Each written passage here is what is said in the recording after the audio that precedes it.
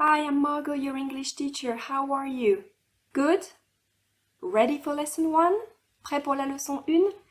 Alors, parents ou enseignants, je t'invite avant de commencer à consulter le guide pédagogique dans lequel je te parle du cahier d'anglais, de l'importance de faire des gestes, de ne pas forcer l'enfant à répéter par exemple. Je te parle aussi des rituels qui vont changer à chaque trimestre, comment les utiliser chaque semaine ou chaque jour. Alors, avant de démarrer également, je t'invite à parcourir dans son ensemble la leçon pour avoir une idée de ce qui t'attend, regarder un peu les vidéos, regarder le vocabulaire de la leçon. Une fois que ça c'est fait, tu peux télécharger les ressources de la leçon que ton enfant pourra coller dans son cahier. Dans l'encadré à droite, attention, il y a les tranches d'âge qui sont indiquées. Chaque leçon a un thème. Cette semaine, c'est Greetings et Family. Greetings, on va apprendre à se saluer en anglais. Family, on va apprendre la famille proche. Alors, ces thématiques sont reprises lors du deuxième trimestre et lors du troisième trimestre, donc pas de panique si ça te paraît beaucoup, si tu as l'impression qu'il y a beaucoup de choses à retenir. On va reprendre ces thématiques Greetings et Family, donc 3 fois dans l'année. La progression pédagogique pour cette semaine, tu vas avoir à chaque semaine une couleur, green, donc tu auras toute la semaine pour retenir cette couleur. Cette semaine, la forme c'est le cercle, circle, donc le défi de cette semaine est lié à cette couleur et cette forme. Green Circle.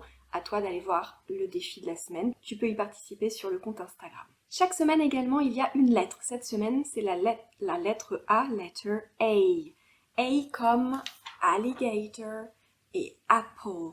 Ça, c'est la fiche que tu pourras imprimer et coller dans le cahier d'anglais. Cette fiche pourra également te servir à décorer la salle de classe ou l'endroit où tu apprends l'anglais avec ton enfant. Chaque semaine également, il y a un nombre, un chiffre ou un nombre. On commence par le number 1 avec les petits. Avec les primaires qui savent déjà compter jusqu'à 10, on démarre directement avec 11, après une petite révision des chiffres de 1 à 10.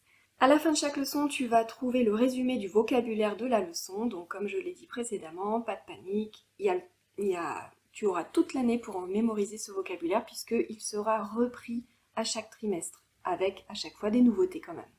L'important c'est d'être régulier, enthousiaste et impliqué. Si vous êtes régulier, enthousiaste et impliqué avec votre enfant ou vos élèves en classe, vous aurez beaucoup de résultats. Je t'invite maintenant à t'abonner au compte Instagram privé margot.lessons4kids si tu veux absolument profiter de tous les contenus inédits, des lives Instagram et participer aux différents défis. Donc cette semaine, il y a 2 défis pour les primaires, un défi pour les maternelles. Je te laisse les découvrir dans cette première leçon et je te laisse à ta lesson 1. See you next week for lesson 2. Bye!